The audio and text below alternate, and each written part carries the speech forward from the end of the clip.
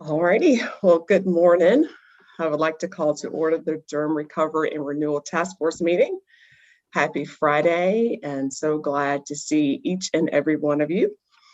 As usual, we have a full agenda, so we will jump right in and start out with our updates from Mayor Schewel and Chair Howerton. Brenda, do you want to go first this morning, or would you like me to? You go ahead, Mayor. All right. Good morning, everybody. Great to see everybody. I don't have much to offer today. I think that one thing that we all have been waiting for is the passage of the American Rescue Act, which, as you all know, passed a couple days ago, and I guess will be signed tomorrow. The city of Durham will be receiving over a 2-year period $50 million, which is a huge amount for us. It'll have a lot of flexibility. We're not sure all the rules yet, but considering the usual flexibility of these funds, it'll be a lot more flexible than we usually get. Plus, there's rental assistance and there's significant transportation assistance as well. So this is a big deal. And our staff is going to be figuring out on the city side how we will be using these funds. But it's really great. It's really great to have these funds coming in these amounts. I mean, just to compare it previously, our last, so far, we've gotten some rental assistance money from the federal government, significant rental assistance money and transportation money, but our flexible funding was $2.9 million. Now we're getting $50 million, just to put that in perspective.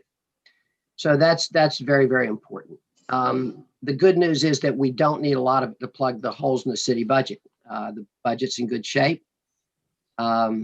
Sales taxes have been higher than anticipated. Property taxes have held up well. And so unlike some cities across the country, we're not having to use this money to fund large budget holes, shore up, unfunded pension liabilities, that kind of thing. So that's really good. I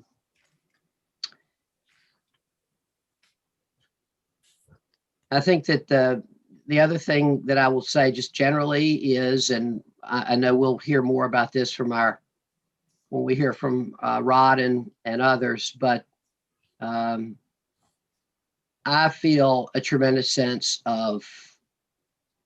in the community that we're really turning a corner, which is fantastic. Our cases are so much better, and the vaccines are getting in people's arms, and I just hear more and more of it every day. I think that the concern is that we all need to be careful, as we all know. This is not a time to let up on the things that we all know are super important in terms of the public health, things that'll keep us safe besides the vaccine. And so I think that messaging is going to continue to be important.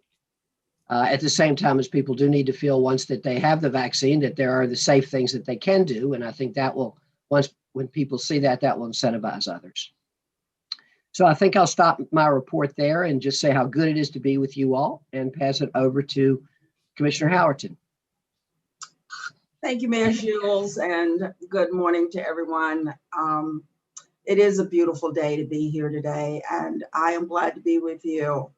And like Steve, there's not a whole lot to report, and I too have been reading through this plan and really excited about the recovery plan. And as I watched our president last night, and I watched his compassion and listened to what he said and how he said it, and he talked about how many of Americans have died due to this pandemic.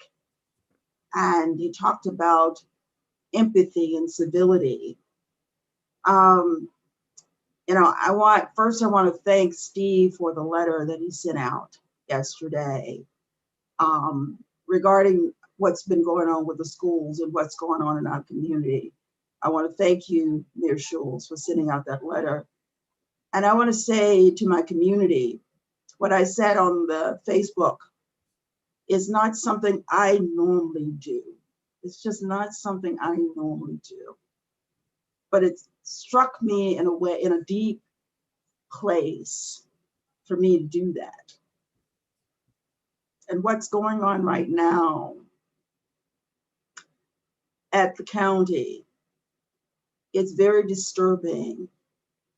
And I hope it's disturbing to our community, because we are getting calls nationally about our Racial Equity Commission.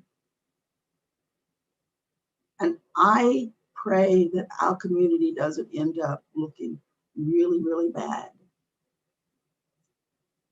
So the only thing that I ask of you this morning is that you pay attention to what's occurring here in our community.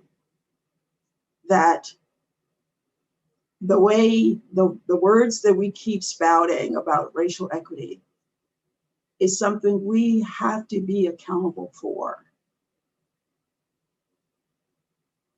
And I am employing you as the community. I'm asking that you work with us. We need your help. You know, I'm just putting it out there. I'm just being raw this morning. That we need your help. That we don't turn this community upside down. And it's going to be up to the community that that doesn't happen, that they hold us accountable like they've never done before. So that's my report this morning to you, is that I implore you that you hold us accountable. Thank you for your time. Thank you for that, Chair Howerton, and thank you, Mayor Schul.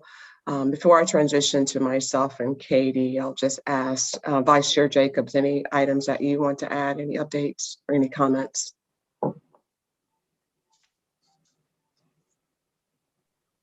Well, I really think that just thinking about the task force and where we're at today, I know we're going to talk about that, and I was really grateful to see the slides, thinking about the past year.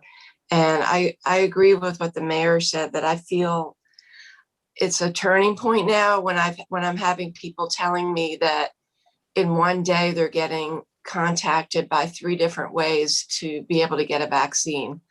I'm hearing more and more stories of people who've been contacted by Duke, public health, and a pharmacy all in one day with the opportunity to get a vaccine. And when I think back to, last May, and to know that here we are today and we have 3 vaccines available to people in our community, it just feels like a miracle to me. The other night I was picking up takeout on 9th Street, and there were people outside, eating outside, supporting our businesses. The weather's beautiful. We have all this money that's going to be coming into our community. And I just feel a lot of hope related to, where we are today. Durham is making the Johnson & Johnson vaccine in a partnership between Johnson & Johnson and Merck. And I know that there's been a lot of work behind the scenes to help support Merck. A lot of stakeholders, city, county, our state at the state level, to help with some of the infrastructure. So it's a great story behind, Durham being a part of the Merck and Johnson & Johnson partnership. I think the big thing for me is focusing in on the continuing needs that we are going to have with the recovery, because there are people hidden under the numbers. When we look at, we've talked about it at our last meeting with the unemployment rate. We really need to dig down and see who is really being left behind. We know a lot of people did well over the past year. And I heard that, Jeff Bezos, if he gave $100,000 to all of his employees, he would have as much money as he started out with when the pandemic started. So I know we're going to talk more about that in this meeting later, but I think we need to really focus in on what are the opportunities, who are the marginalized people in our community that still have been disparately impacted, and how can we use the resources that we do have coming into our community to have a transformative effort now to address them. Thank you. Thank you, Vice Chair Jacobs. So I'll move into the co-chair updates, and I'll start with any budget proposals. So since we are approaching our last meeting in May, which is kind of bittersweet, and we'll spend a little bit more time talking about that later in our agenda, we want to make sure if there's any pending budget proposals that folks are working on that you need to bring forward, that we allow us enough time to get it through our subcommittee. And if we need funding from city or county, allowing us enough time to get through that process, hopefully by May. So with that said, if there's any proposals that you are aware of, that you're working on, our ask is that you submit those proposals to us by March 31st. I'm aware of 2 proposals that are currently being worked on. One is related to the Durham workers, and I know CC is working on that one. And we have one that's pending from Greenlight. So again, if you're aware of any proposals that need to be brought forward, I ask that you bring them forward by March 31st so that we can work really, really hard to get through the process of getting funding if needed. And so, as we have a couple more months to work together, if something comes up in April, I'm not saying that, we can't do anything, but just, out of respect to the subcommittee, because it takes us some time to come together, vet the proposals. Sometimes the proposal has to go back and things have to be adjusted, and it has to come back to the subcommittee. So just allowing us adequate time to get through it. But again, if something comes up past March 31st, we will do our best to accommodate those proposals. And I do want to share, since I'm talking about proposals, that the county commissioners actually agreed to fund a portion of the Phase 4 Back on the Bull campaign. So if you recall in our last meeting, the city council had agreed to fund half of Phase 4, which was $75,325. They agreed to do that on February the 15th. And the county is funding the same amount. So just want to say many thanks to the city and the county for making this investment to help us fund an additional 4 months of campaigning. And that campaigning will be really focused on encouraging vaccination and the continuation of practices that can help us mitigate community spread of COVID-19. And I also want to say many thanks to Susan Amey and team for their continued leadership in our communication efforts. So just wanted to share that with the task force. And I will kick it to Katie. Great. Thank you, Maticia, and good morning, everyone, on this beautiful Friday morning. Feels like spring out there, which does make it feel like maybe we are turning a corner. So I'm going to give just a very brief update on the Education Roundtable. We recently met, added in, at the request of the Roundtable participants, added in some of our charter schools, which was wonderful to be able to see them and hear from them. And the Education Roundtable really has been a terrific platform for our education institutions to share best practices and have the opportunity to talk to each other, learn from each other, see what's working where, and they have continued to provide that feedback to us. The schools are doing very well. I continue to be so inspired when I leave that meeting at just the commitment of the schools, the administration, the teachers, the cafeteria workers, everyone who's been part of that it's inspiring, and especially the students, because they have really done a tremendous job and really stayed committed through this. And that has resulted in relatively few cases among our institutions of higher education, as well as elementary through high school education. So they are all in the process of planning for graduations and what that will look like, knowing it will look very different once again from the past. And they are beginning to plan for fall classes and what that will look like. And hopefully, being on campus. They also, some of the charters are already back in school. Others are returning soon, some as soon as next week. Science and math has continued to be on campus with just a brief period after the holidays where they delayed slightly coming back to campus, but they've been on campus in a residential high school all year and have done exceptionally well with that. So again, the schools are really doing well, and I find it very inspiring every time we're with them. So any questions on that? If not, I will move right into our updates. And I can kick us off in terms of the updates on metrics from Duke, from the health system. So last month, you'll recall, across the health system, which is all three of our hospitals, Duke University Hospital, Duke Raleigh Hospital, Duke Regional Hospital, we had 166 total cases this time last month, 140 of those between Duke University Hospital and Duke Regional Hospital, so here in Durham. Today, I am pleased to say that number is down. We are at 108 total across the system. And that is about evenly split between what we call active cases and those that are resolved. Resolved cases, once again, are patients who are in the hospital, have had COVID, no longer require isolation, but still require hospitalization. So across Duke University Hospital and Duke Regional Hospital, 93 total cases, 41 of those active. I will tell you that we still continue to have a number of critical care patients, 26 between Duke University Hospital and Duke Regional Hospital. 9 of those are active cases. Part of the reason that those numbers for us tend to be a little bit higher is because we are a referral health system. So we do get patients in from a very broad region who need, particularly at Duke University Hospital, that quaternary level of care.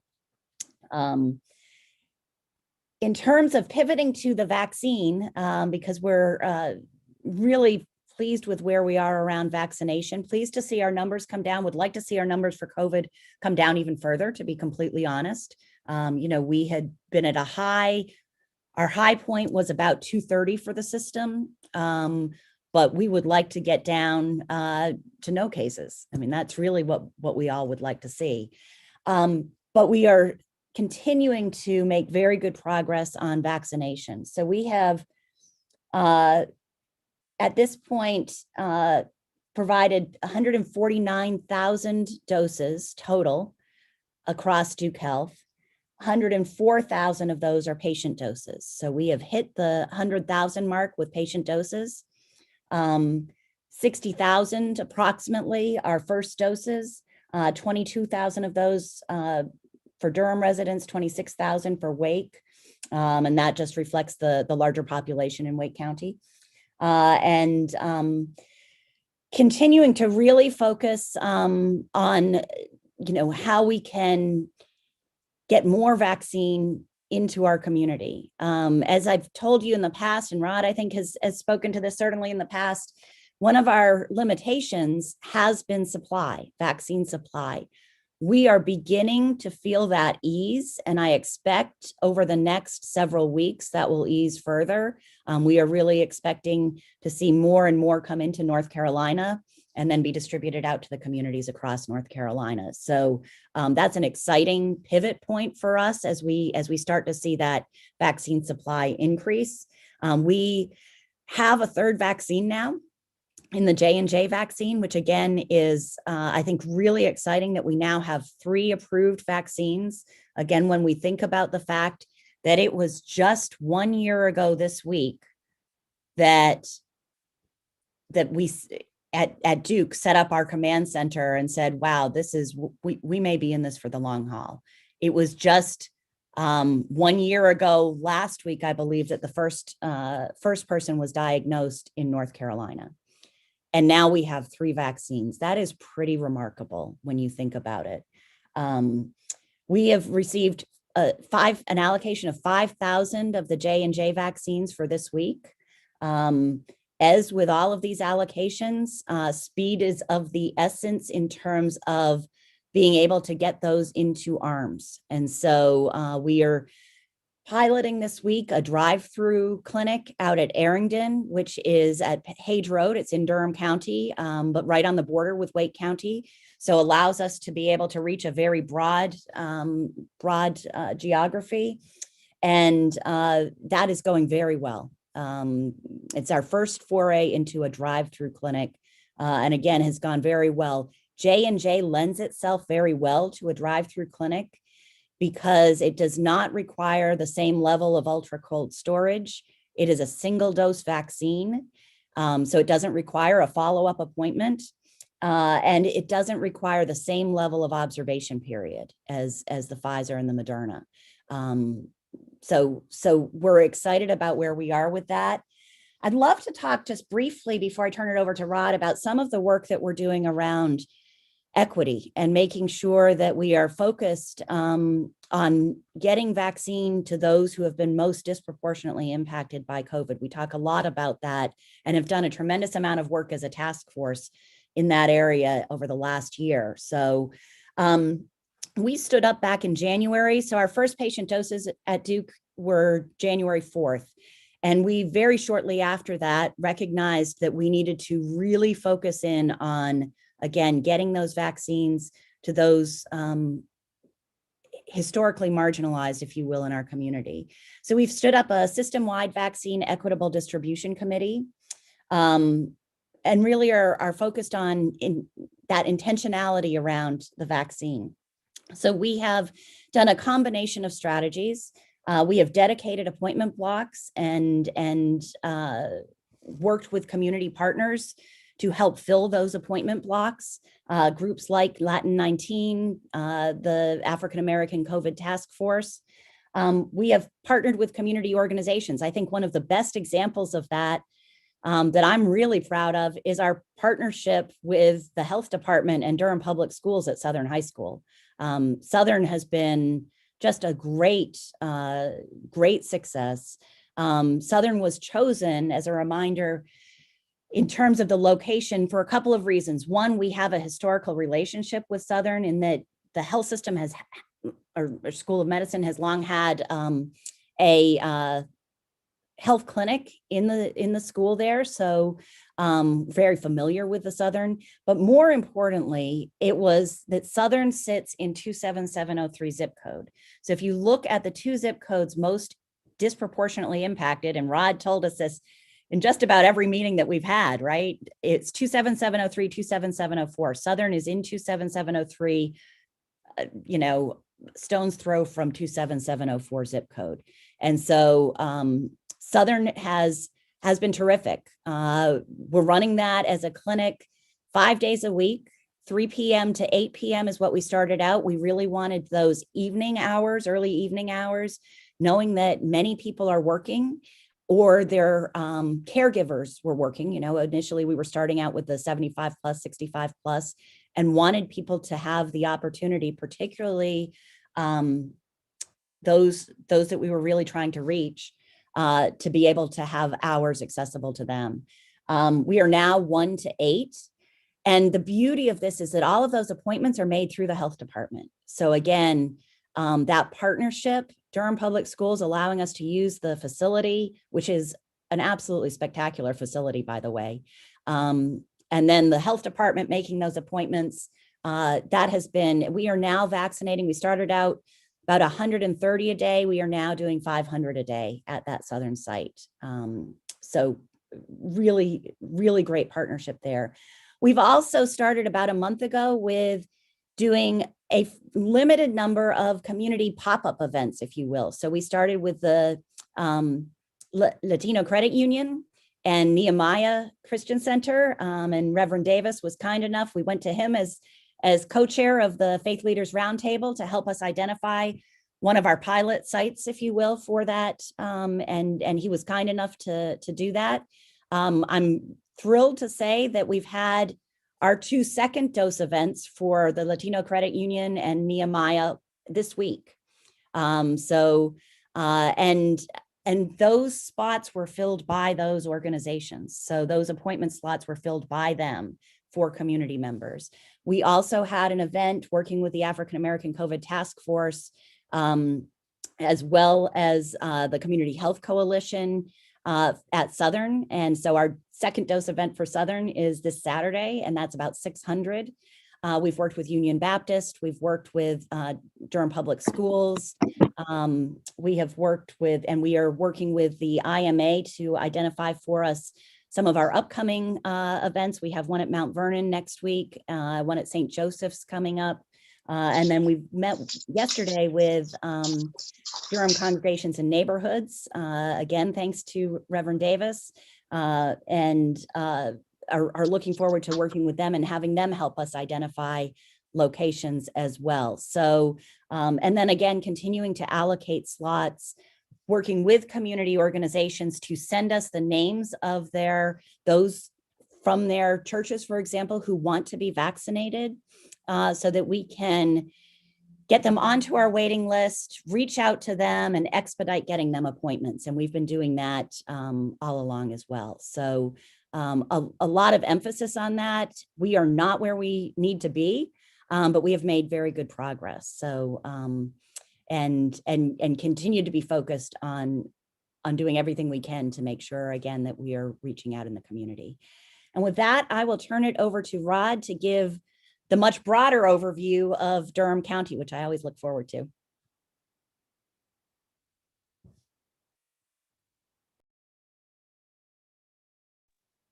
All right. Had trouble unmuting. Good morning, everyone. It's good to see everyone. And Katie has hit some of the finer points. Again, I couldn't ask for better partners in this COVID fight. Duke has been with us throughout the entire pandemic, and though not over, we know that they will be with us to the finish.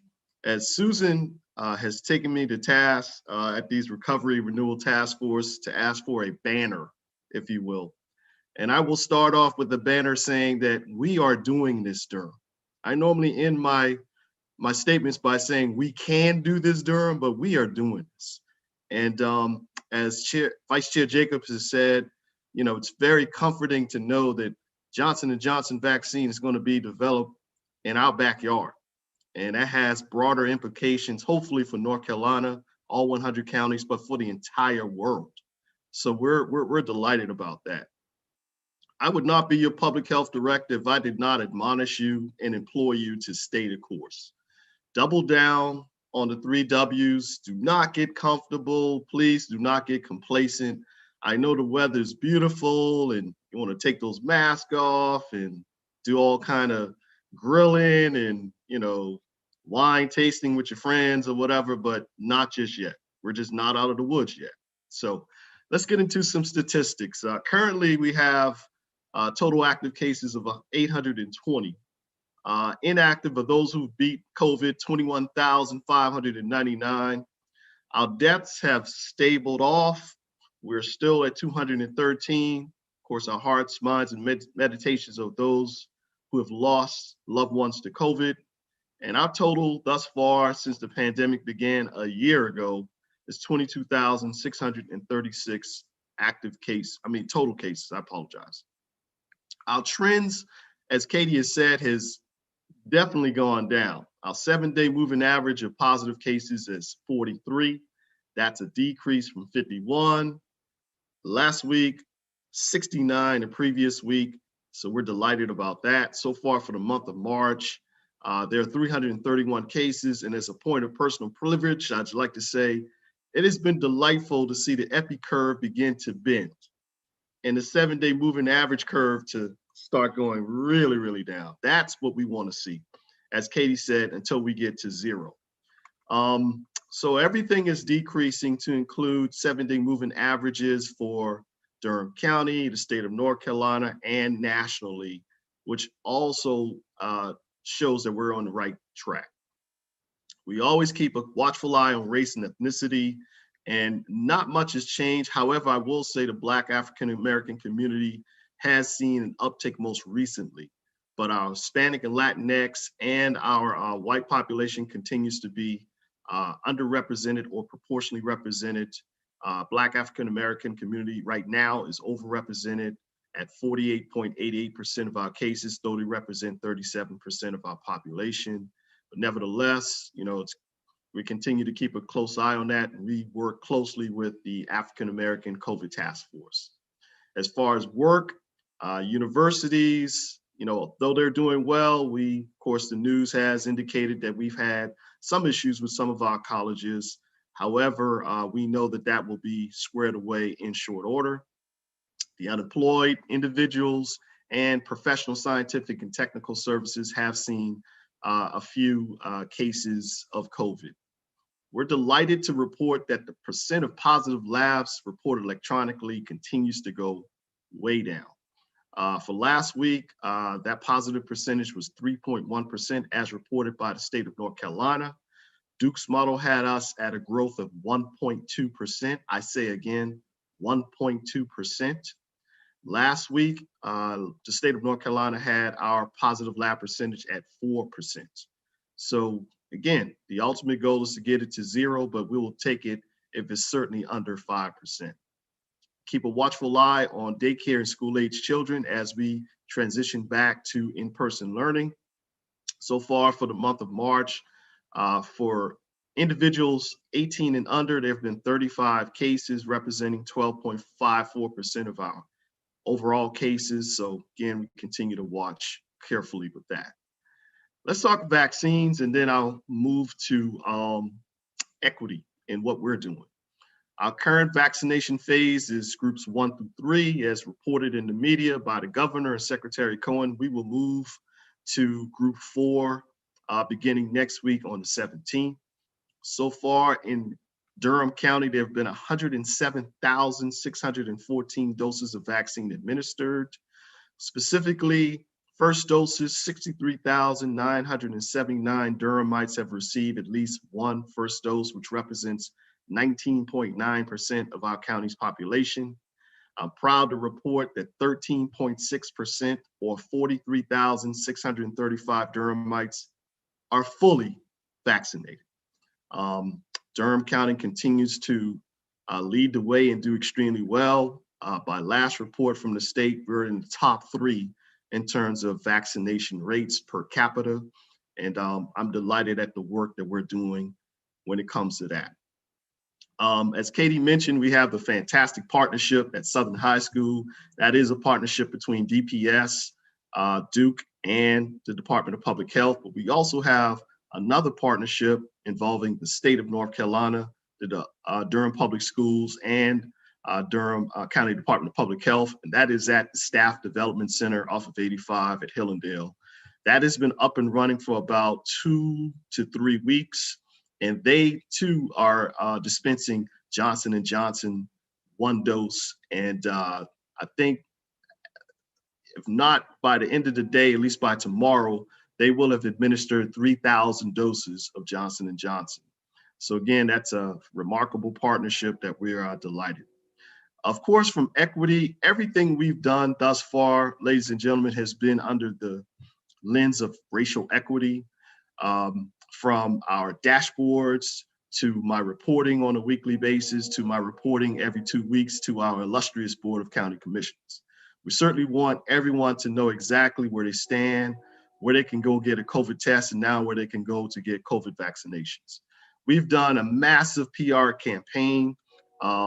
We have worked with Radio 1, we've worked with Univision, we've worked with a number of different radio campaign stations in order to make sure that all populations are aware of the dangers and how to keep themselves safe from COVID-19.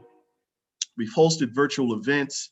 One signature event was COVID-19 vaccines in the Black community, and that was a partnership between us and Duke University and a number of prominent members of the Black community. And we certainly are going to plan and organize an event to be all in Spanish.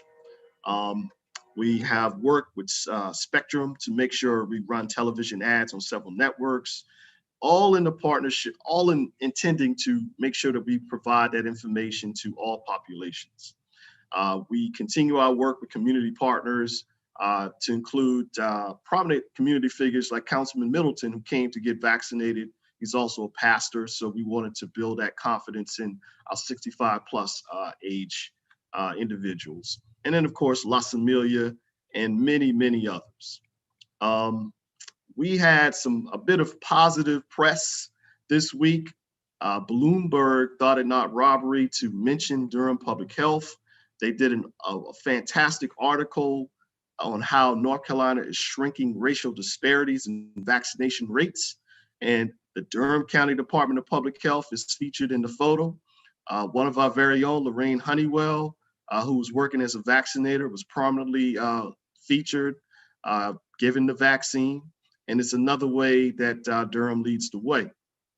And then also in Indie Week, this week, there was a very, very good article that really highlights some of the work that we've done to build vaccine trust among communities of color, in which again, Councilman Middleton was featured. So again, we want to make sure that, you know, we toot our horn just a little bit, just to let you know that we're working really hard to promote racial equity. And of course, yours truly, believe it or not, was asked by the city of Goldsboro in Wayne County just last night to serve on a panel to talk about racial equity and vaccinations, just as a way to kind of show how other counties are doing things. So our work continues.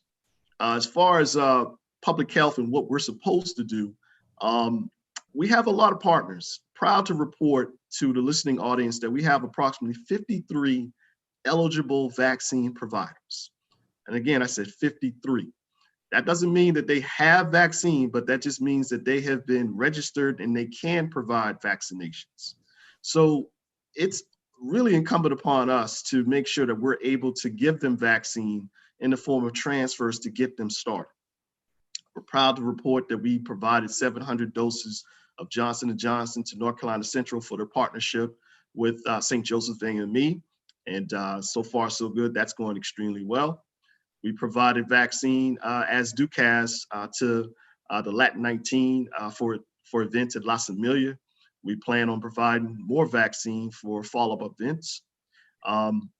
We have also targeted the population in that is intellectually disabled individuals, and we are planning to partner with a company. I believe it's a organization. The name is escaping me right now, but they have, Reality Ministries. They have an event in which 250 doses will be in partnership with Gurley's Pharmacy to really target this population. And of course, we have not forgotten about our homeless providers and our homeless individuals. So there is an event being planned in partnership with Durham Rescue Mission and Urban Ministries for March 16th and March the 20th, in which we plan to vaccinate clients and unsheltered homeless individuals countywide in the amount of 500 doses, and that's in partnership with Health Park Pharmacy.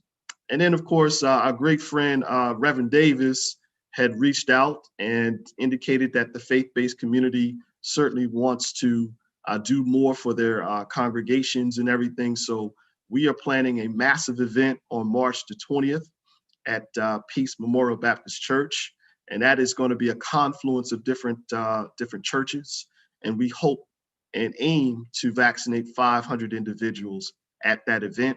And I'm proud to say that the planning for that seems to be going extremely well. At last report, there are in excess of 200 to 300 people already registered for that.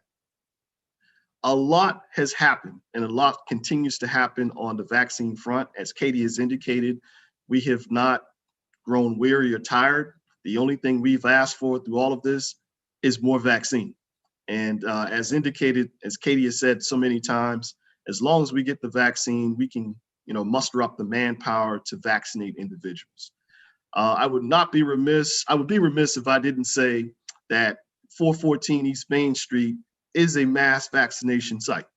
We have had the capacity to vaccinate upwards of 550 to 750 individuals on a daily basis. And we do it with care, we do it with a lot of professionalism, and we have received rave reviews for our vaccination clinic here at the health department, and we will continue to do all that we can to vaccinate Durham. I will pass it to Dr. Ibukun Akinboyo for additional commentary. Thank you, Rod.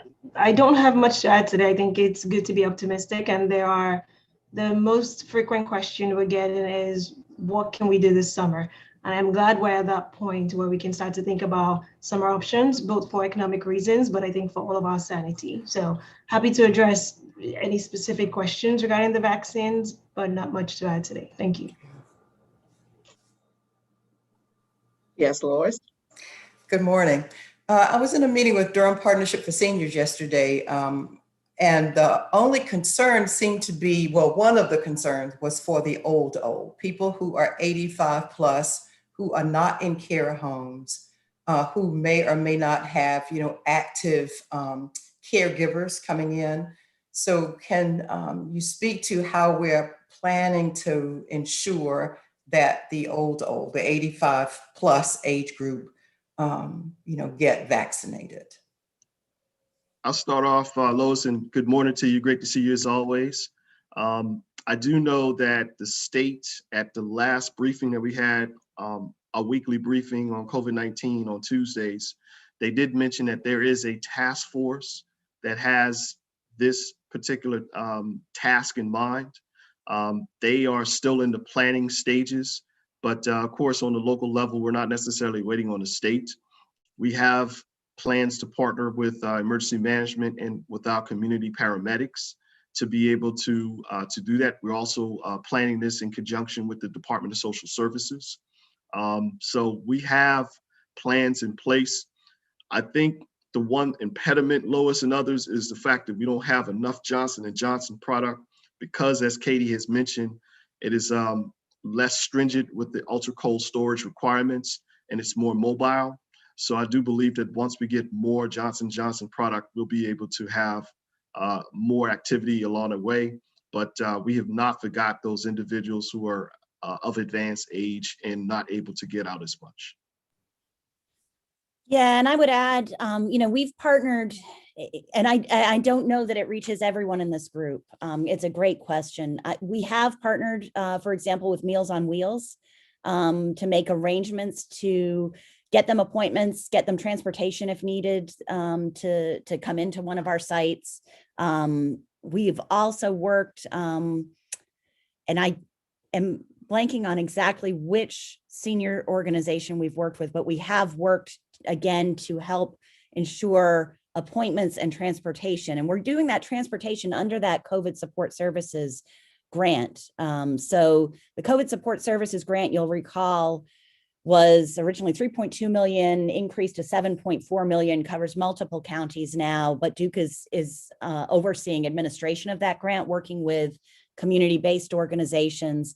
And one of the components of that originally was for those who had to be isolated and quarantined with COVID to be able to provide transportation as needed. The transportation dollars were not really used. And so we pivoted with the vaccination, talked to the state, and have been allowed to use those transportation dollars under that grant to provide transportation for those who otherwise would not have any option for transportation for the vaccine. Some of that transportation has actually been improved because now Go Durham and Go Triangle are providing rides, but we are continuing to specifically reach out to seniors and try to help navigate this for them, get them in and get them transportation if needed. So it's a really good question and a really important one. And I think we need to continue to make sure we're not missing anyone. Mayor Schul. Thank you, Maticia. Good morning again, everybody. Thank you, Rod and Katie. Are so impressive how we're doing. I have two questions. One is, do we know the percentage of vaccines that have gone to our African-American community? I know that Rod reported, I think at one point we were at 20, a few weeks ago, I think 20% of our vaccines or something were in the African-American community. I was wondering what that was, if we knew. And then the other thing is, I know so many people are going out of town to get vaccines. They're going different places, as you all referred to. When we hear the number that 63,000 Durhamites have received the first dose, does that include only people who are vaccinated in Durham, or, how does that all come together? Because I know thousands of people from Durham are going to Raleigh and all over the place. So just wondered if you all were able to, if that got figured into the numbers somehow, or is that just something that's unknowable?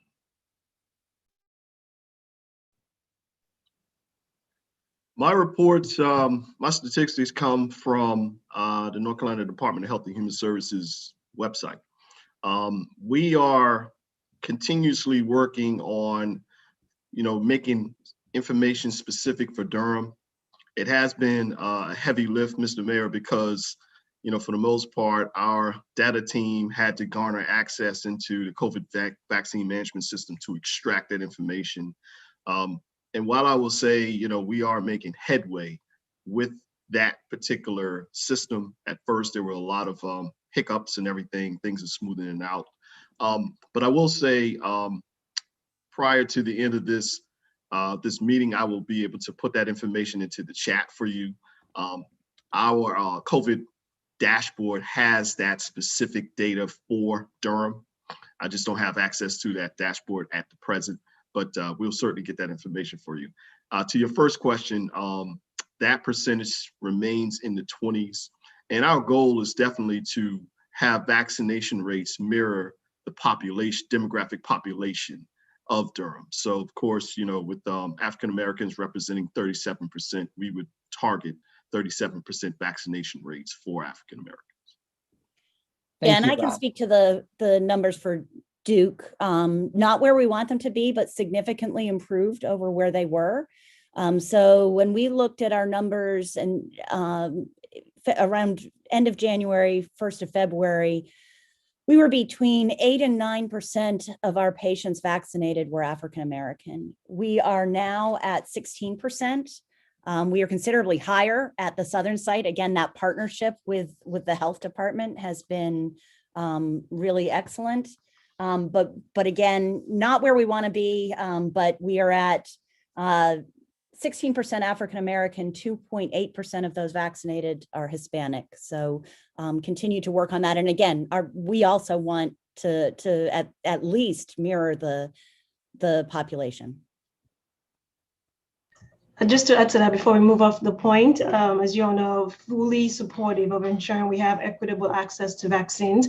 One thing we're cautious of as we put out numbers was to ensure that the vaccine eligible categories, so the way we're defining our proportions, are based on those that have been eligible. So we look at the entire Durham population and sort of have the percent based on race and ethnicities.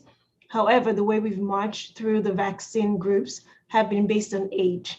And we may have to adjust our denominator to account for racial and ethnic demographics according to age, perhaps until we get to April or something where it's all wide open, and then we need to ensure that our goals match the entire population.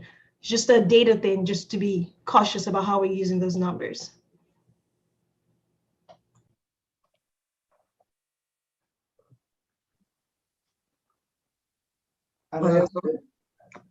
Go ahead, Phil. I was about to say, well, first of all, I'm so impressed with the report from Katie and from Rod. I mean, we're fortunate to have you guys as community partners. And that is very impressive work that you've done so far. Just to share Lincoln's numbers for the period through March 6th, we report up to the state on a weekly basis. So when I share these numbers, you're always about this week's volume behind what the actual numbers are. So far, we've administered 2,785 vaccinations. Of those, 187 or 7% were Hispanic, and 2,348 or 93% were non-Hispanic. In the non-Hispanic category, 72% were African Americans, or 1,826, and 330 were white. We get an allotment of 400 vaccines a week. We get 200 for first doses and another 200 later in the week for second doses. We continue to work first in terms of how we were able to capture a lot of the older citizens that Lois has some concerns about. Is that we went to our database, and the first set of allotments were by age, and we called all of our older patients who were above, say, 75 years old. In the first week, we actually had 2 centenarians that came in and were vaccinated. But we were able to get most of our patients who are in that age category by reaching out to them, setting up appointments for them. For the ones that had problems with transportation, as most of you know, Lincoln provides transportation for patients who don't have transportation. So we'd actually pick them up, bring them in, vaccinate them, take them back home.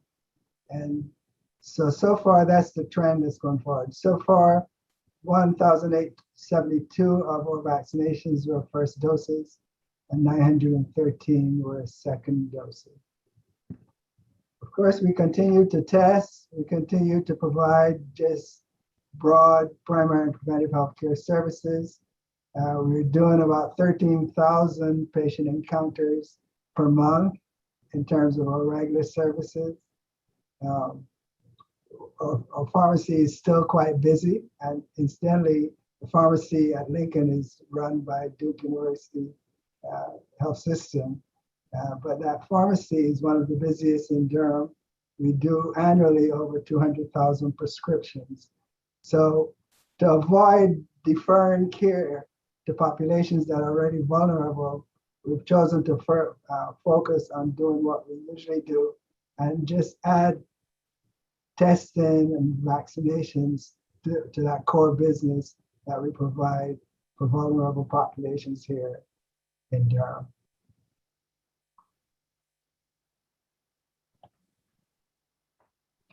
Thanks for that, Phil. I appreciate that update. Any more questions, Eleazar? Yeah, buenos dias. Good morning, everyone. Thank you for the amazing work everyone's doing. I actually had a question for Dr. Jenkins. I don't know you just well enough to call you Rob just yet, but when we're talking about these the continuation of pop-up sites, I know that we had really successful ones.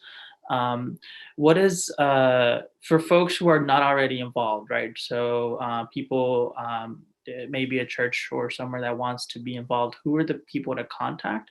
Or is there a centralized location like on the website that says, this week we have these pop-up sites, call these numbers to register, or is that in the works? Thank you for that question, Eleazar. It's been trying to get the sun on my eyes. It's been unique in that, as Katie can attest, with the pop-up sites, we have done that in partnership with certain organizations, particularly with Latin 19 and the tremendous work that Viviana Martinez-Bianchi has been doing to spearhead that. We have been intentional, ladies and gentlemen, in making sure that we, from a public health and or Duke perspective, kind of get out of the way and let them just kind of like, schedule it, man it from, registration to vaccinations to observation and everything. And that's pretty much the approach that we've taken. So when we know that there's going to be a pop-up site, particularly for the Latinx community, we would in turn, kind of lead you to Viviana and say, hey, we have Eleazar and with El Centro Hispano, and they would love the help and everything. So, that would be the way to go. And, same thing applies for the ministerial alliances and faith-based community. There's always that one person or that one group that's kind of spearheading everything. So that's the approach that we've taken. We've not necessarily had volunteers come to the health department and then, just kind of dispatch them to different pop-up sites. I hope that answers your question. It does, and so we were part of the last vaccination pop-up site, and we were there on Tuesday. But I'm asking, can some folks from other groups have asked us, like, who do I contact? So just wanted to make sure that I give them the right contact. And if it would definitely be me, and we would in turn work to see whether or not we could get you vaccine and kind of talk through your the logistics of how you want to set things up. Yeah, perfect. Yeah, for Centro, we continue working with Viviana, but for folks who come up, I'll send them to you. That's awesome. Thank you. Absolutely. Vice Chair Jacobs, I saw your hand.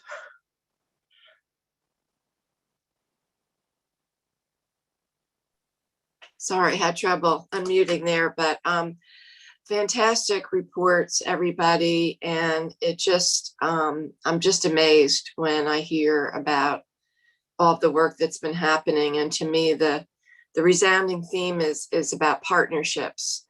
And I think that really has been the secret sauce in Durham, is the partnerships with, Duke Health, Durham County Public Health, Lincoln, the state, all of the community-based groups, Durham Public Schools.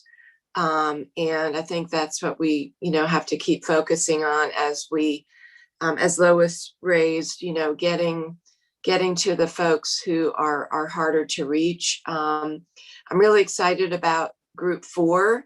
Well, first of all, the teachers and all the Durham Public School staff getting vaccinated. And I know that Duke and Durham County Public Health really worked together to get that accelerated.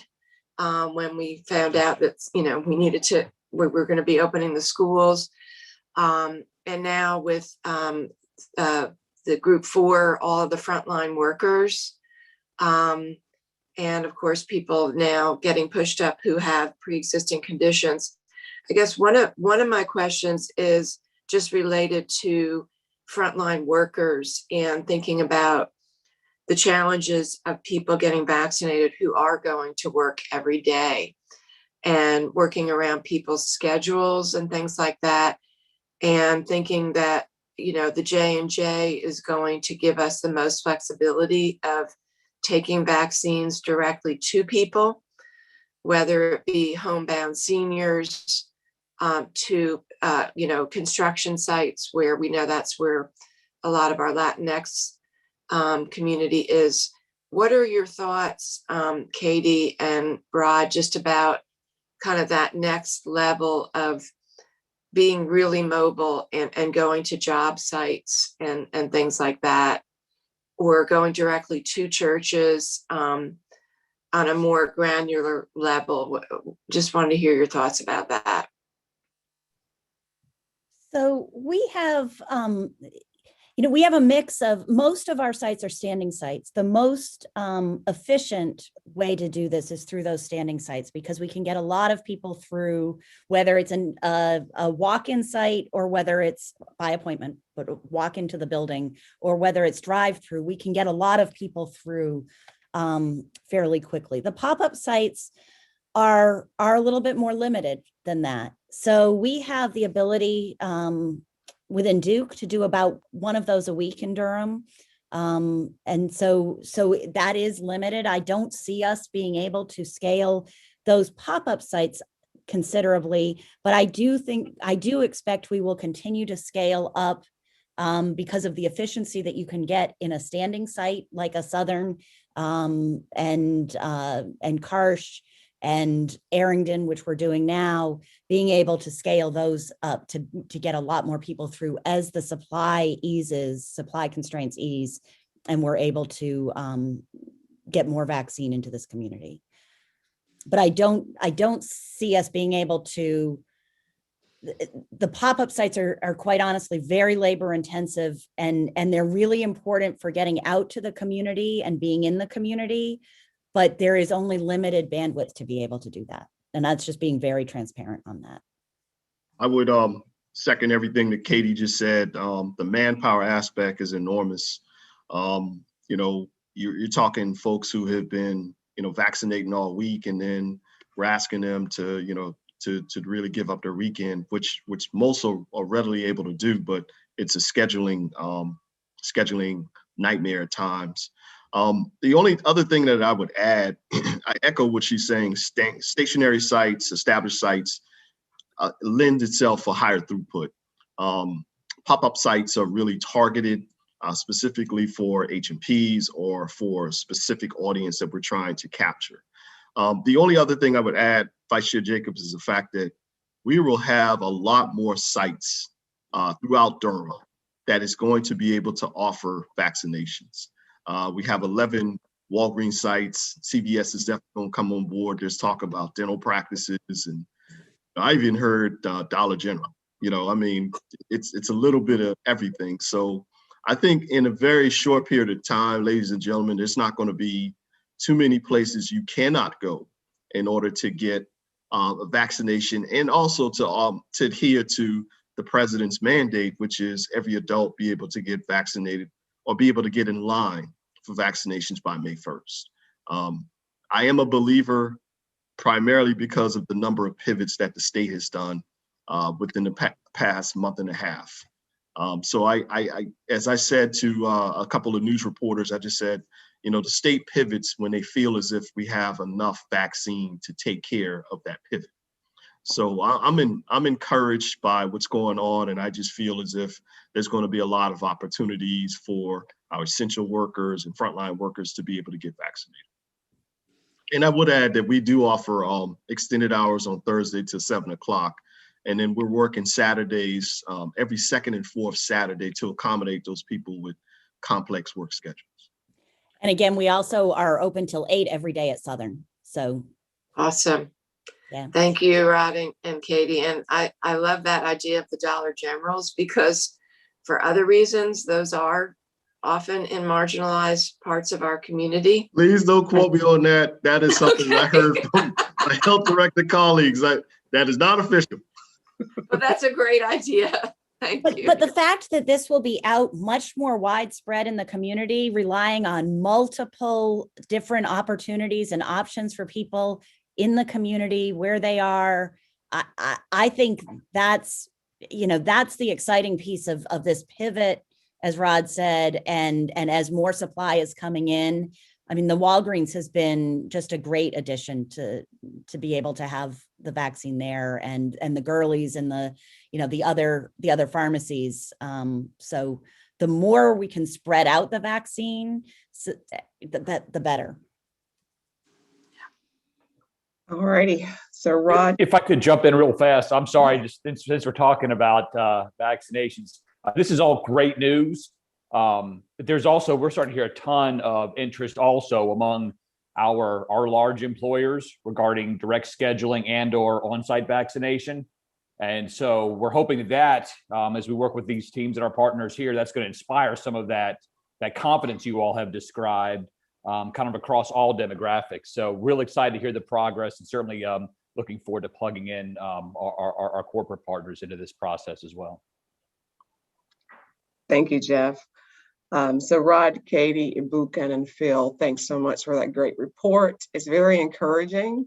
So glad to continue to be part of the Durham community.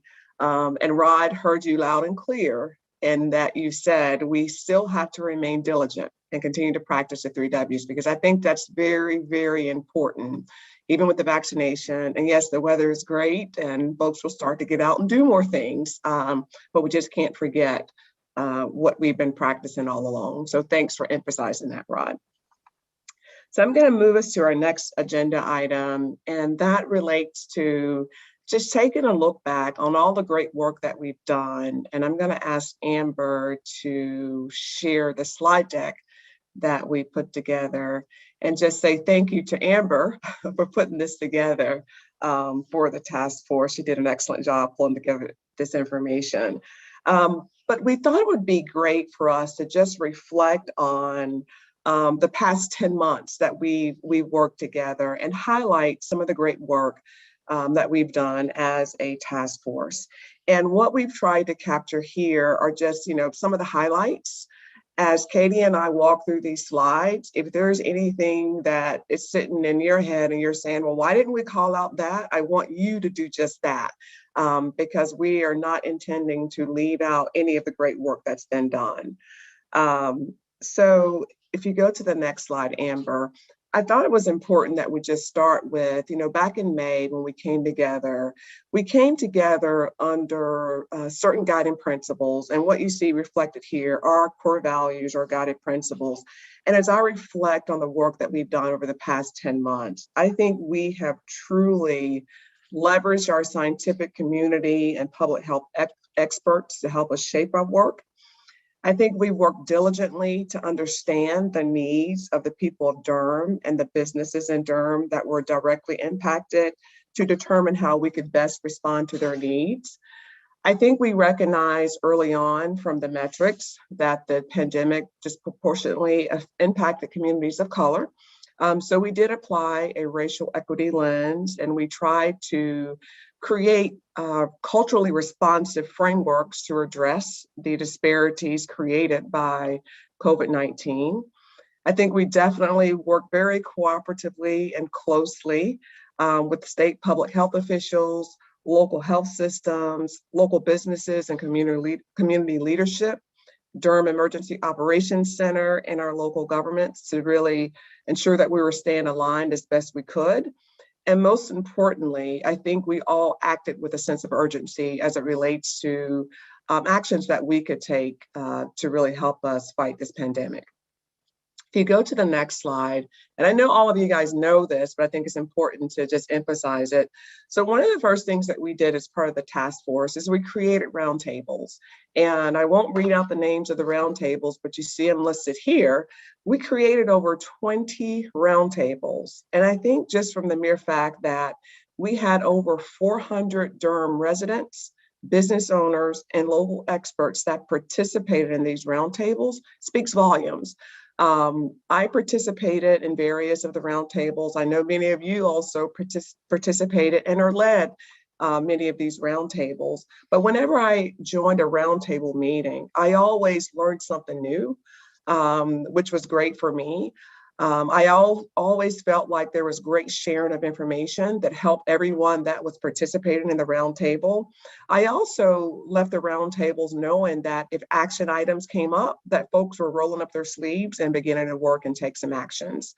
So as it relates to the actions that were taken, if we go to the next slide, and again, this is just to highlight some specific things that came out of some of the roundtables. If there's items that you guys want to emphasize, please do so. So places of worship. So with those roundtables, our Durham clergy created guidance for places of worships seeking to gather. And I know for a fact that I shared that guidance with my church because I wanted to make sure that if we thought we could gather, that we were doing it the best way that we could. The Places of Worship Roundtable also held virtual town halls on COVID-19 vaccinations, as well as co-authored a letter to encourage others to get vaccinated. Vulnerable populations, just highlight there. They worked to expand local testing capacity at Lincoln Community Health Center, Holton, and throughout Durham, and also really worked to ensure equitable access to vaccinations. If I reflect on immigrant and refugee roundtables, they held two, not bilingual, but two multilingual town halls, which I thought was very impressive, to discuss housing assistance, financial assistance, COVID-19 and education, as well as created multilingual information that could be shared on the COVID-19 vaccinations. Our restaurant roundtables, outdoor dining, permitting, and street closures.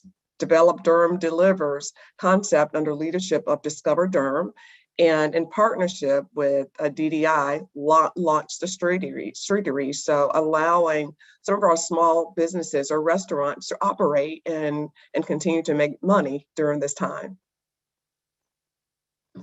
Education, Katie gave an update on the education roundtable at the start of this meeting, but I participated in those roundtables as well. And I've heard the folks on those roundtables just say, thank you, task force, so much for bringing us together and allowing us to share information, because that information helps them and their respective institutions. So very happy about the work that's being done with our education roundtables. And I think that was one of the last roundtables that we actually stood up.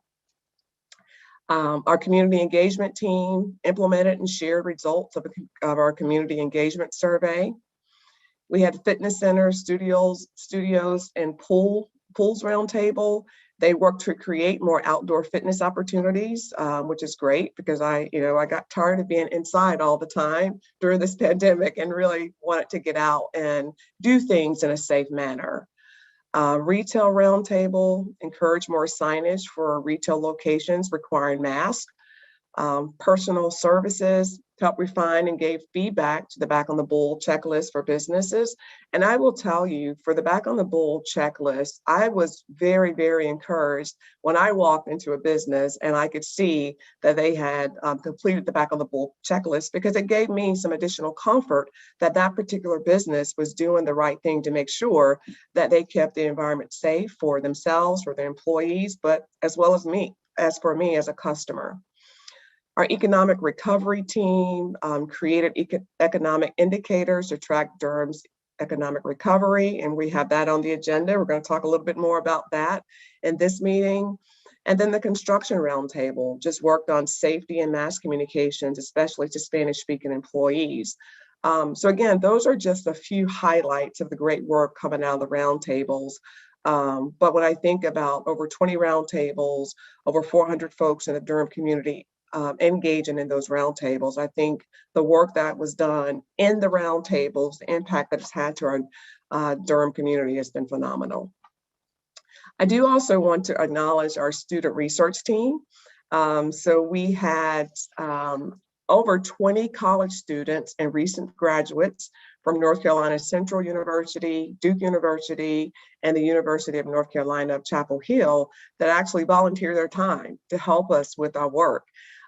These students provided over 100 hours of, and we say rapid response resource report, because again, we are a task force and we're acting with a sense of urgency. And typically when we have a topic for those students to research, we need them to turn it around pretty quickly. All of the work that the students did was just, phenomenal.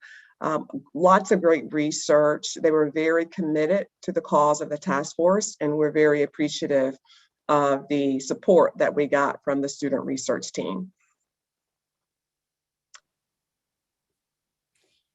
So I will pick up with the health component, and I also want to give a shout out first, though, to the student researchers. They have been just a phenomenal resource to us, and so committed to this work.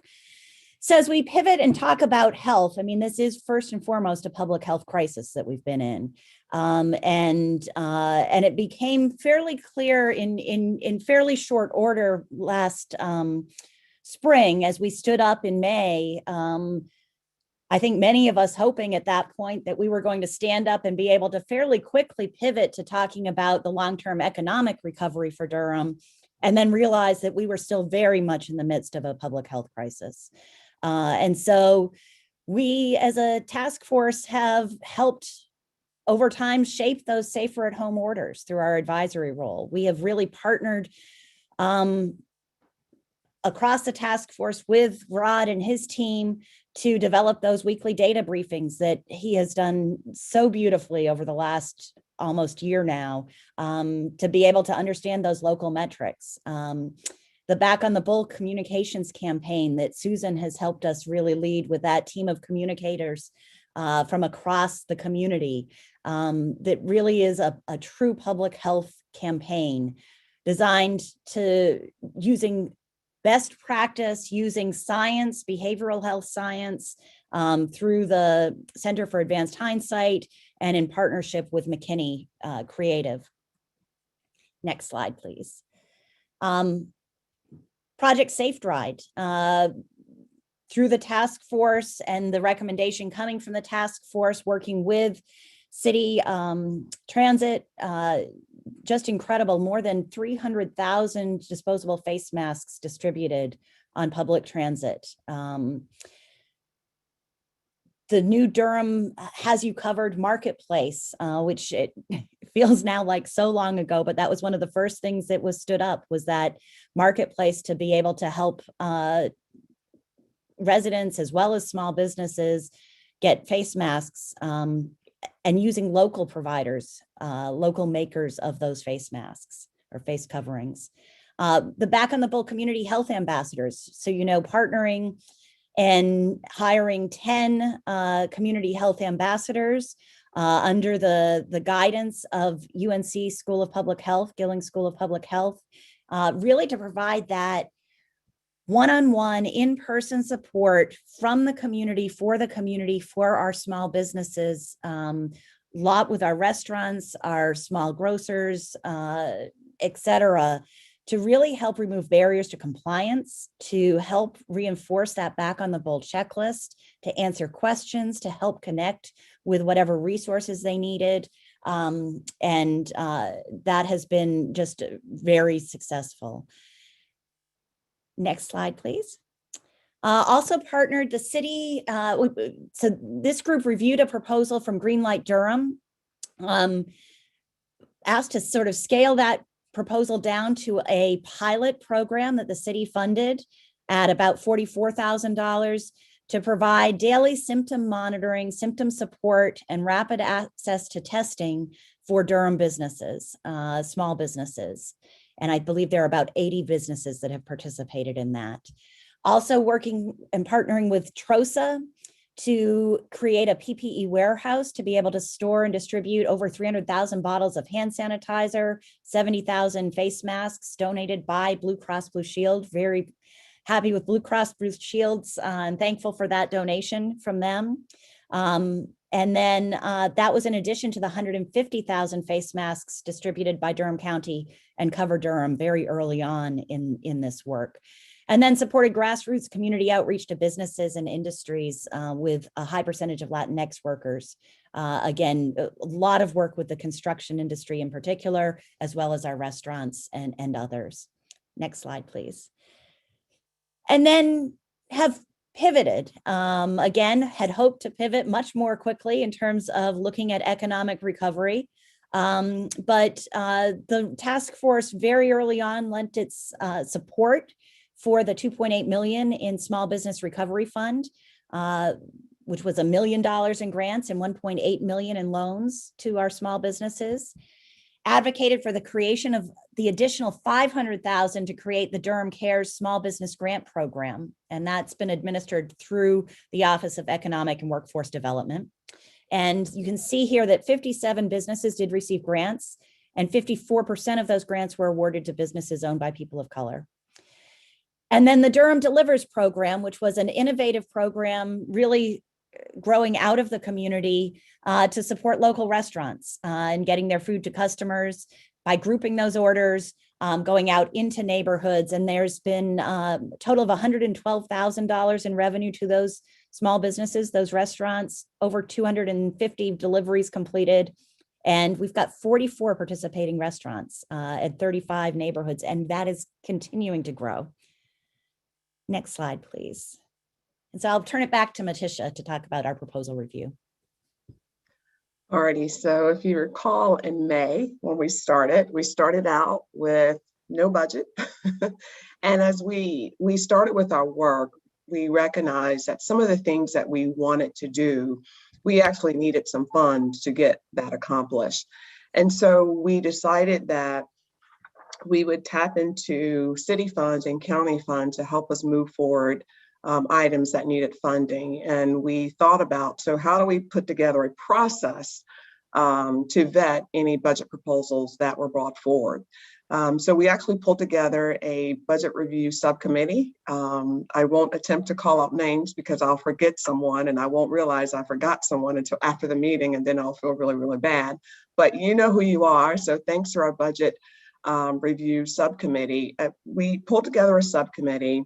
We really tried to standardize how information was brought forward. So we had a standard template that information was put into, and we had a scoring criteria that we used to evaluate the proposals that came forward.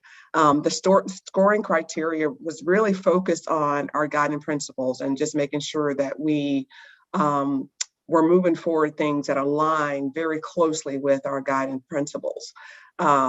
We never had a bad budget proposal that came forward. However, there were certain proposals that came forward that we felt like either needed some additional work or that just wasn't a priority item that we wanted to move forward for funding. If you go to the next slide just highlights just items that we actually got funding for. So I'll start with language access services through Tilde. This provided us an avenue to get translation in many of our written materials, as well as events that were hosted.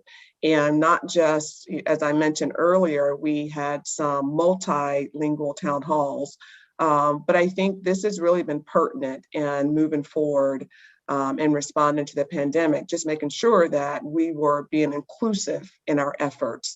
So this was funded by the city in the amount of about $40,000. Greenlight Durham, Katie mentioned when she was talking, and this was really focused on just daily symptom monitoring. That was also funded by the city, and that was $44,700. Back on the bulk campaign, you'll see the amount there, and it seems like a very, very large amount, and it is, but you have to keep in mind, this was funding by both the city and the county, and it wasn't funding that happened all at one time. This was a very thoughtful phase campaign that we've actually rolled out in 2020 and continue to focus on in 2021. And while the amount, the $428,528 is a pretty large amount, if you look at what's presented here, that does not include all of the volunteer hours that was dedicated to this campaign. So over 1,000 hours of volunteer time that came from local experts at McKinney as well as Duke University. And I will say from Susan's organization as well. And then our Community Health Ambassador Program, Katie spoke about that. That was again funded by both the city and the county, $630,000, a large amount. But when you look at what we were actually able to do, able to employ 11 ambassadors, because these weren't unpaid ambassadors, these were paid ambassadors that actually were on the ground providing in-person support to the businesses in Durham. So just wanted to highlight those 4 items that we actually moved forward to the city and the county for funding. And I would also like to acknowledge there have been multiple items, and I saw Mayor Schul put this in the comment box about the Workers Town Hall. There's been multiple items that we didn't put in a budget proposal per se, because the amounts were not what I would categorize as significant, but there were amounts that the city was willing to fund and not go through a formalized budget proposal. So many thanks for the city for the support that they provided us in funding some of our smaller initiatives. So if you go to the next slide just highlights the fact that there were many other proposals that we actually evaluated. And I won't go through and name all of those items here, but we didn't move these forward for funding. It doesn't mean that work didn't happen on these proposals. We just didn't move these proposals forward for city or county funding.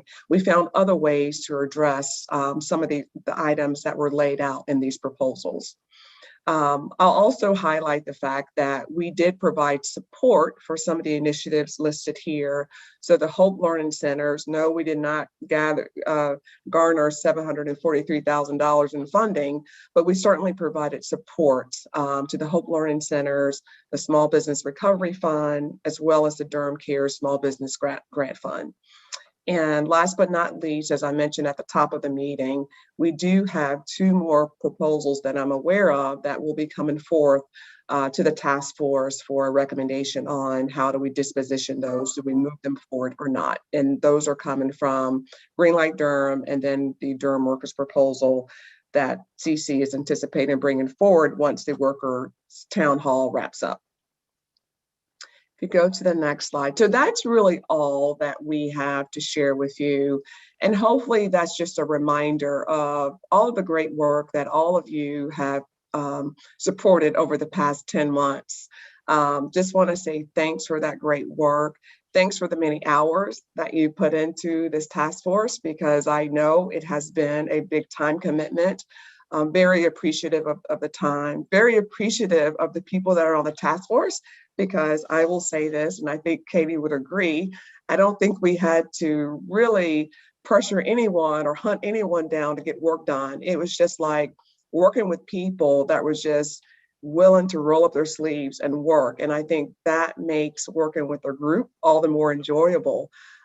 Because we didn't have to chase people down to get work done. Folks were just willing to get the work done. So again, many thanks for all of your great work. And as I said at the top of this presentation, if there's something on your mind that you're thinking, well, what about this, Maticia and Katie? I didn't see that in the deck. Please let us know and turn your microphone on or unmute yourself, and please share those items. So as we're waiting for folks to turn their mics back on, I just also want to add my very sincere thanks to everyone here. When we, and thanks to Amber for helping us really compile this. But when I first read through this and saw, it's been a year. It has been quite the whirlwind year. I hope we never have another year like this in our lifetimes, but just think about all of the accomplishments and impact that this group has had. It really is impressive, and it's taken the best of all of us, the best of each of us, and so really just could not be more thankful and appreciative of everyone here. And one of the things that we would like to do, because I think when we came together as a task force, we said we wouldn't put together a formal report, but as we close out the task force in May, we are going to lay out a document that captures all the great work that this task force has done. And I was actually thinking this morning, because sometimes you go through things that are really, really hard, and 5 years, 10 years, you just don't remember how hard they were. And so you'll have a report that you can provide to your kids, your grandkids, to say, hey, we had this pandemic and look at all this great work that we did. And they won't think that you're embellishing a story. So I think it'll be a good artifact for us to have as a task force, a document that just says, here's all the great work that we did. And when we get, say, 5, 10 years removed from this pandemic, you have something to draw on and say, hey, this is what we did. So again, I'm just very thankful for the engagement of all of you and the partnership with all of you. I think we need to roll this up and put it in a time capsule with a couple of face coverings and some back on the bull signs. From the standpoint of capturing some of the successes and the work, one of the things that strikes me is that there's certainly hundreds and probably thousands of people who have participated in this in some way behind the scenes. But I'm thinking there are a few. There's like the communications committee that's been meeting weekly or bi-weekly for a year now. There's certain people who have put in hundreds of hours, maybe thousands of hours by themselves, and I'm sure that covers a wide range of different efforts. And I'm just wondering if maybe we could set some kind of a minimum, like for anyone who spent at least 20 hours or something contributing to the work specifically of the task force. I know this would get huge if we considered everyone who's contributed to COVID relief kinds of efforts. But if we were just to consider capturing who has contributed significantly to the work of this task force, I think that would be awesome. I know we've got a few people in our team that have, this has been a major portion of their work over the last year.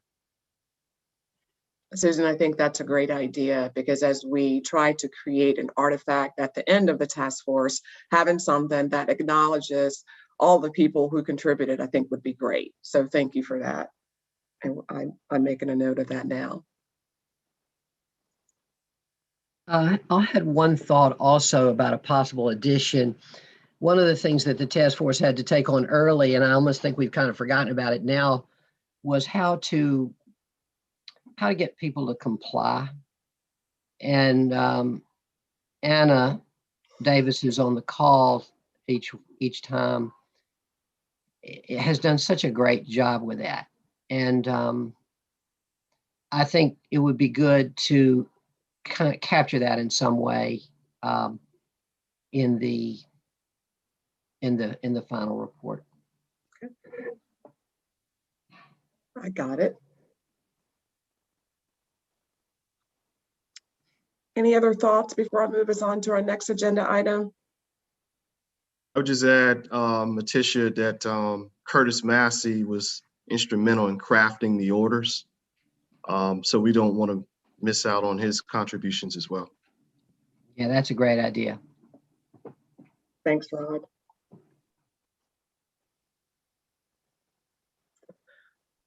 All righty. So I'm going to move us on, and I'm going to make a slight change in our agenda. I'm going to flip our agenda items around because we do have a guest that has joined us, and I want to make sure that we have adequate time to cover our economic recovery section of the agenda. So I'm going to move that up, and after we have this conversation, then we'll end the meeting by talking about the future of the Recovery and Renewal Task Force. So I'm going to turn it over to Geoff to kick that off for us. Thank you, Maticia, and thanks everyone. Hey, Geoff, our guest, you're going on in a few minutes, man. So I'm going to vamp for a few moments to get you to pull up that slideshow before I kick it over to you. Sure. So anyway, thanks everybody. This has been a really great recap of all of our accomplishments, and we're really starting to, as I'm hearing you all, kind of start getting our heads around sort of what's next.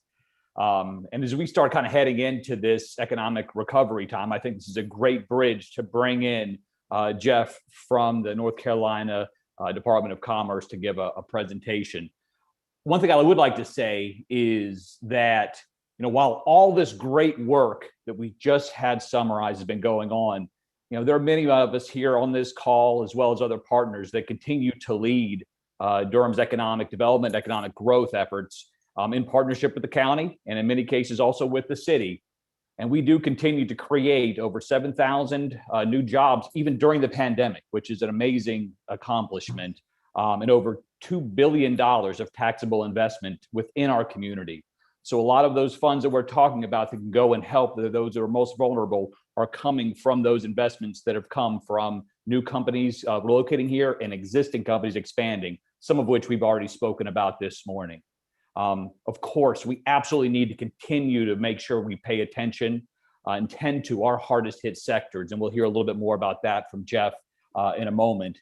And then can make sure that we are mindful and intentional about connecting our residents with these opportunities, as well as entrepreneurial opportunities that exist in our community. So with that, our community had a chance to meet over the last couple of weeks. Thank you, Eleazar. Thank you, Nicole. Thank you, Tony. And certainly thank you, Susan, for joining us. Also had a chance to meet with Geoff last week. And we all started thinking about, from our last conversation, a little bit more about what our next conversations will look like. And so we thought that welcoming Geoff from Commerce today would really kind of get us around thinking about next month's conversation and bringing partners in from the city, county, and the Workforce Development Board to join us.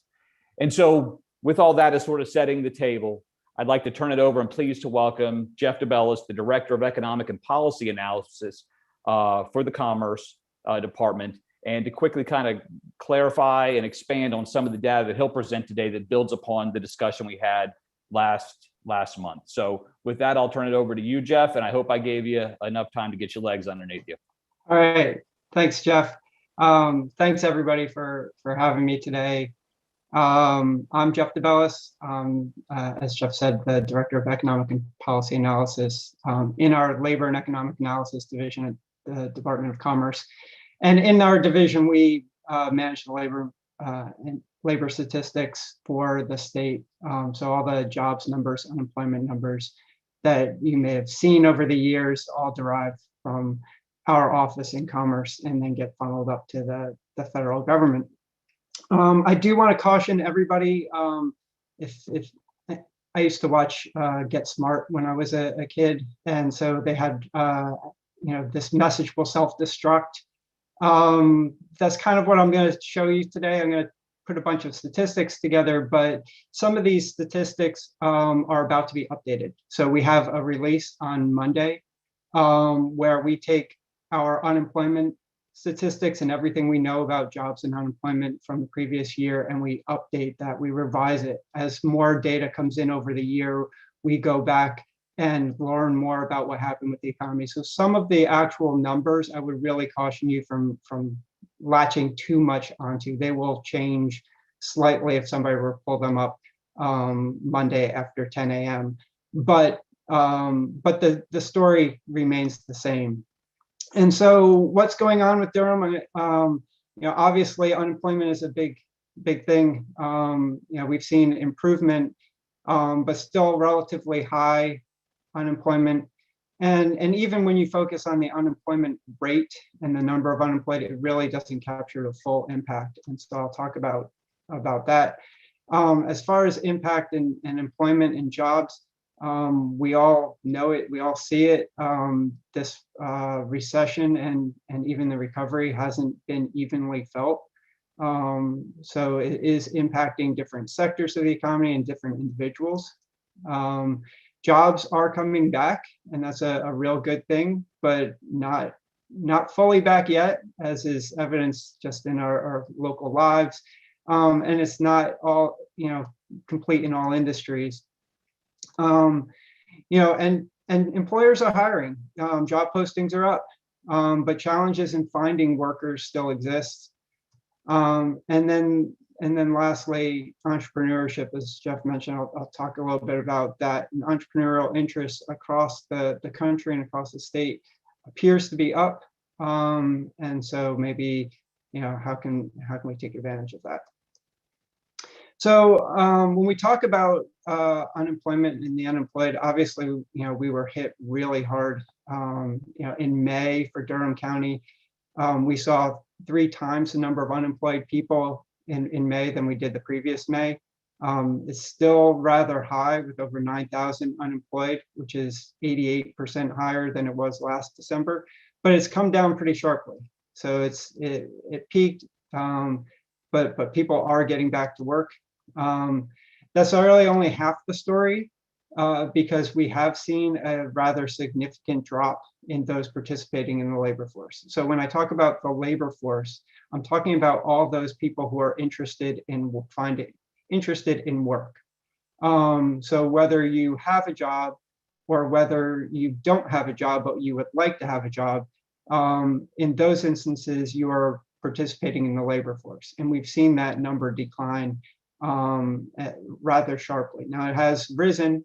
We're on our way to recovery, but there's still quite a few people, over 3,000 as of December, who are not participating in the labor force compared to last December.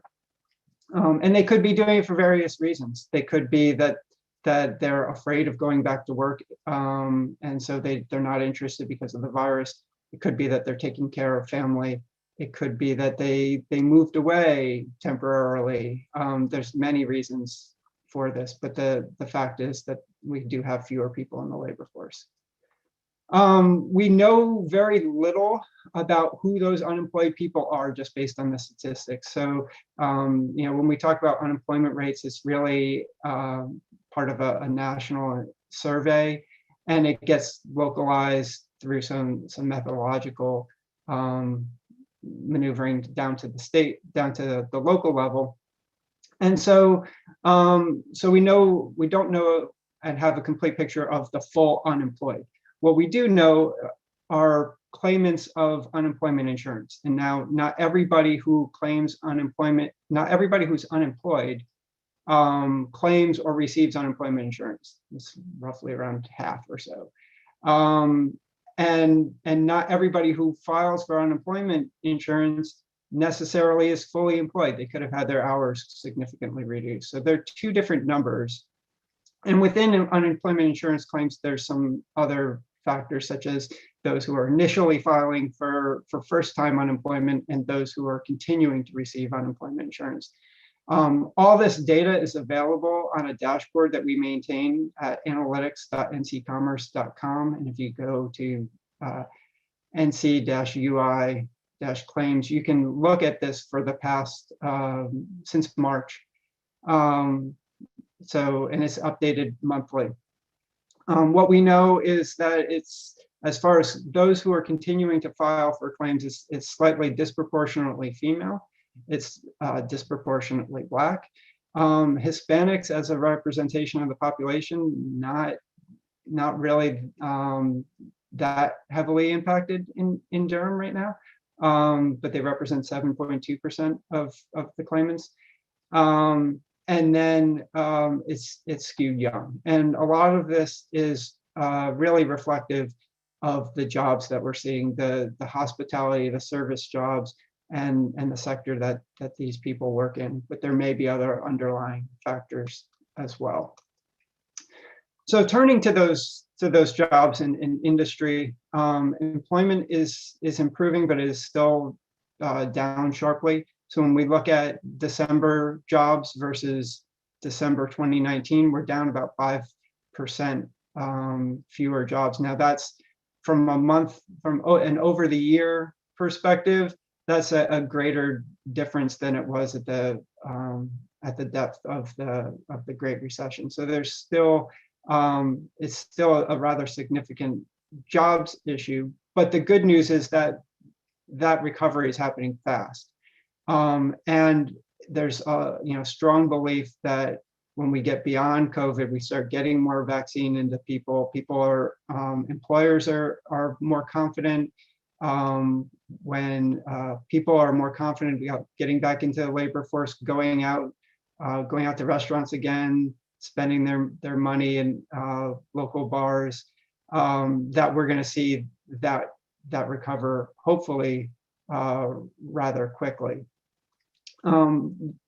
This is a little bit different of the statistics, so the time period is a little changed from what I just showed you.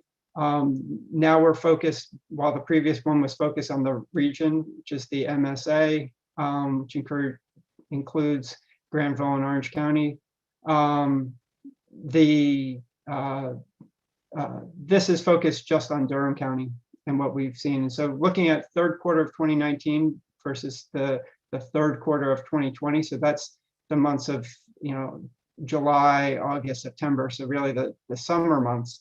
We saw obviously a really sharp decline in accommodation and food service, education, other hospitality ventures in Durham. But we also saw a lot of growth. Obviously, healthcare, finance, and insurance continues to just grow.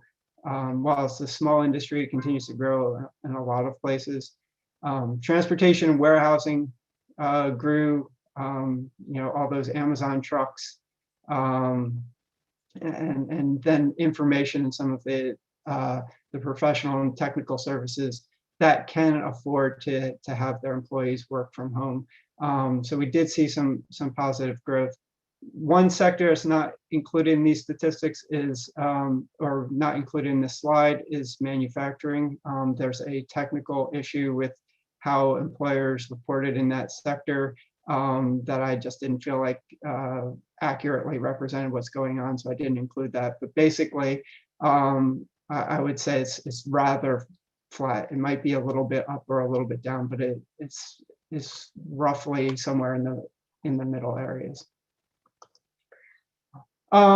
Now, when we look at the recovery, one way to measure this in real time is to look at job openings. And obviously they dropped significantly in last spring, seeing a sharp rebound in that. And we're seeing a real tight labor market.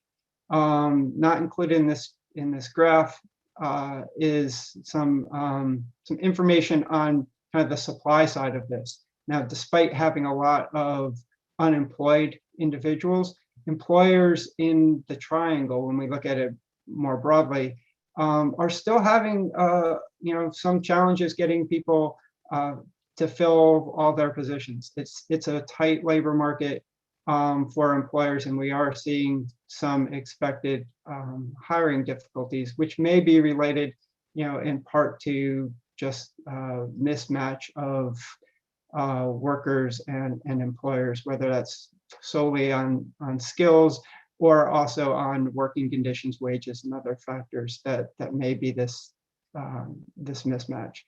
But we do see things looking up and growth in openings continuing. Turning lastly to entrepreneurship, this is a graph and some statistics that are new to the Census Bureau. This is just on North Carolina here. They've reported a large spike across the state in new business applications. This is something that we really didn't see during the Great Recession, not this large of a spike.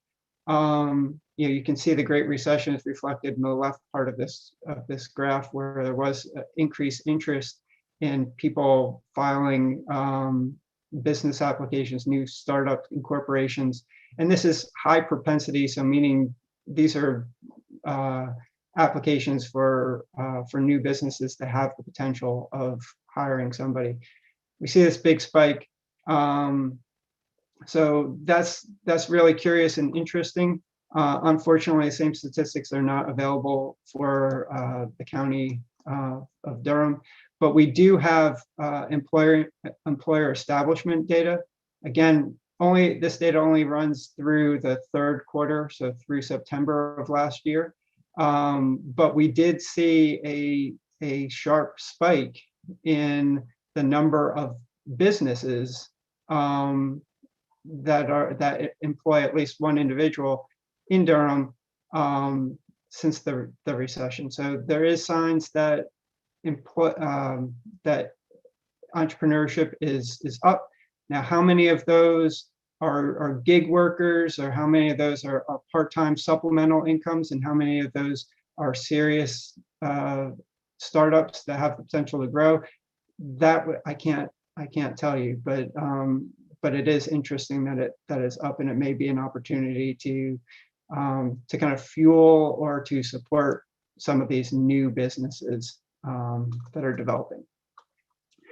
So quickly in closing, the future does look brighter. It looks brighter for Durham. It looks brighter for the Triangle. It looks brighter for the state and the nation. And we're really just hopeful that we can get this virus under control real soon, thanks to the new vaccines. And the summer looks promising, but there are a number of uncertainties. One of which is just what structural changes might occur as a result of this year of disarray. Things like remote work. We don't know how, if that's here to last, or in what capacity. That could have a significant impact on not only urban leases, but also on restaurants that serve lunch workers and whatnot. Also, use of technology and efficiencies. Our employers have invested a lot in technology to deal with COVID. How much of that new investment is going to result on the need for less workers in the long run? We've seen retail changes as people have done more online shopping, more takeout, more even grocery shopping using pickup. How much of that is going to remain and have an impact on employment? And then lastly, gig workers, entrepreneurship, as I mentioned, is it here to stay? Are all these businesses going to continue, or is it a temporary blip where once people can get back to their regular jobs, or there's more opportunity to work for an employer that they may give up some of that? The big picture, though, what we know is that some of those pre-pandemic trends are likely to continue, if not accelerate. We have seen increased income inequality, and as reflected in the claims that we've seen, it is having disproportionate impacts. Those at the lower end of the pay scale have been hurt harder than those at the upper end. Those at the upper end have seen sometimes wages increase. We've seen wage increase pretty much across the board, but we've seen wage increase also at the top. They haven't lost jobs as much, so that income inequality may continue to exist. I know there's some federal programs aimed at stalling that or reversing that. We'll see what impact that has. Growth of online shopping. For the last 20 years, we've talked about the death of retail. It's certainly struggled over times, but it's survived. We've relied more and more as a society on online shopping, though, over the years, and really in the last year. And are we going to see that now become really ingrained, and how, if and how our brick and mortar shops react or can survive that? I mentioned hiring difficulties. That has been something that has been an issue. That's something that we're continuing to see. So this mismatch between workers and employers, we expect to continue. Automation, as I mentioned, a lot of businesses have invested in both technology, but also processes to deal with having reduced staff and greater social distancing. Are we going to see that continue? And then lastly, just the types of jobs that have been in our economy as a result of some of this automation and process efficiency. We've seen more growth over the last 20 years in occupations that require what we call non-routine work. And this can be at the high end, where we're talking about knowledge jobs, but we can also talk about the lower end of the pay scale and service jobs. And it can be both manual and physical types of jobs, as long as it's things that are less automatable, where you need to be able to think on your feet, and especially dealing with individuals. Those jobs have been growing. Those jobs, whether manual and things, some of the old manufacturing processes or standard construction, where you can do things routine day after day, and doesn't take a whole lot of time to get trained on. Those have been in decline. And it's not just those that are physical, it's also those that are in offices. We've seen routine jobs like bank tellers decline. And so routine work has been, through this recession, probably will continue to be on the decline, and the increase of non-routine work is a long-term trend we see going forward. So short and sweet. I guess, Geoff, I'll turn it back over to you if people have questions or want to discuss anything. Thanks, Geoff. You did a real nice job there, kind of furthering some of the conversations that we had last week, kind of helping shine a little bit of light on on that presentation, then also offering up some opportunities here for us and some hope moving forward. So do appreciate that. Also want to be very mindful of the agenda. Know that we as a committee remain available for you all to field questions if you have any for Geoff. Geoff will check in to see if we can make this presentation available for the group in some form, but would prefer to kick it over to Maticia to make sure we stay as a group on task at this point as we're kind of closing things, and see how you'd like to move forward. Thank you, Geoff and Geoff. So we don't have time to cover the other agenda item, and I'll talk about how we'll move that forward. So I do want to if there's questions that anyone on the task force has for Geoff, just want to allow an opportunity for that.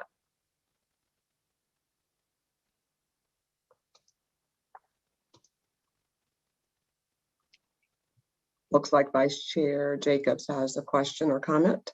Yeah, just very quickly, and thank you so much. That was a fantastic presentation, Geoff. You mentioned that some of the newest data would be coming out on Monday. How can what's the best way for lay people to get access to that data, and in a form that we would understand? Sure. So we do have all of our labor market statistics will be available on our website. If you go to d4.ncommerce.com, you can see a snapshot of the data. And then for those who are interested and want to geek out on it, you can go and download all the data there yourself. We also issue a press release and that will be out as well, that focuses on the area. We have a publication called the Labor Market Overviews, which are focused for the workforce boards. So as far as an overview of these statistics for Durham County, we publish that, and that'll be out later next week when I think it's on Friday. So I can make sure that you're included on that.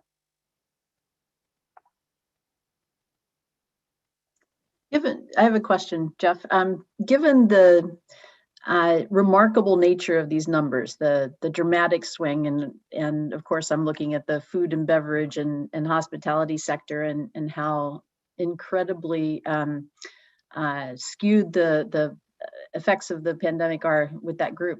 I know your job and the role of your department is providing the data, but in terms of who picks this up and acts on it, certainly we want to and have a lot of things that are in the works, but are there any particular groups that you see that are going to be particularly focused coming out of the pandemic on addressing some of the issues? You say groups focused on that, you mean at the state level, like who's? Yeah, could be, or anybody that you think notably is picking up some of this data to take action on it. Because I'm looking at, are there people we should be partnering with that perhaps we're not aware of? Sure. Well, we do try to inform our workforce communities and economic developers, obviously. At the state level, the governor's office is obviously very in tune to this, and as well as the Commerce Department. And so we're looking at, a strategic plan and recovery. So things have been changing so rapidly. It was hard to kind of get a foothold under you for a number of months.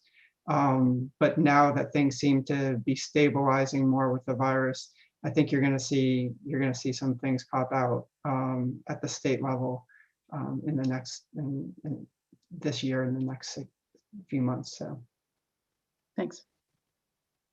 All righty, so I see that. So Geoff DeBellis, thanks so much for that great presentation. Really appreciate it. We're right at 9:59. So as I mentioned, we did have one more agenda topic that I won't try and cram in 60 seconds because I know some folks have had to drop already. but it's a very important topic. So what I will do is I'll ask for feedback via email. And because one of the things that we wanted to focus on this topic was what are some initiatives that we want to see continue to move forward after we, I hate to say sunset, but we sunset the task force in May. So I'm going to send out an email because we had some folks that had to leave a few minutes early, but I'm going to send out an email asking for thoughts on initiatives that you would like to see that we continue to move forward and how we should move those things forward. I bragged on the task force about the willingness to jump in and roll up your sleeves and volunteer and do all of this great work. I'm going to ask in the email that I send out that if folks want to volunteer, or I'll just ask, we're looking for some volunteers that can actually come together and take the information that's shared by the task force to really frame up a suggestion on how we move forward certain things that come from your input, and we can discuss that at the April meeting. So would love for a smaller group to get together between now and the April meeting to spend some time thinking about those things that we want to see movement continued on, and how do we move those things forward absent a task force. Susan, did you just volunteer? Is that what thank you, Susan, I appreciate it. Susan. See, that's the great thing about this group. We never have to voluntold. People just volunteer. I love this team. That's because I have a whole bunch of things I want to see on that list. Oh, that's great. That's great. That is great. So we'll spend some time between now and the next meeting just trying to come up with something that we can discuss in our April meeting, and we'll make sure that we have sufficient time to have that discussion.